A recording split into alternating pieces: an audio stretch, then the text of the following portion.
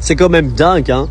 2,4 millions d'euros de dépenses de l'argent du contribuable, d'argent public, pour un bâtiment qui a été vanté comme étant le premier bâtiment de France autonome, hein, ABC, Autonomous Building for Citizens.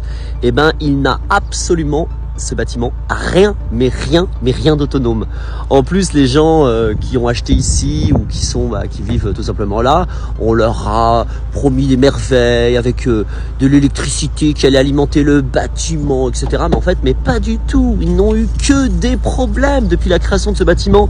Et puis pire que ça, vous savez, il y a une partie d'électricité captée par les panneaux solaires qui sont censés normalement permettre une réduction du coût de l'électricité pour les résidents.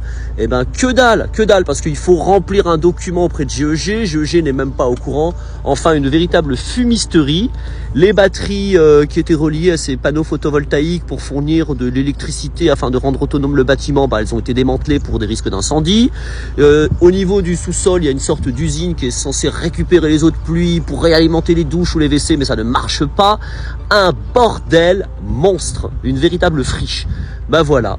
Donc en fait, Grenoble, c'est simplement le laboratoire de Frankenstein pour faire tout et n'importe quoi.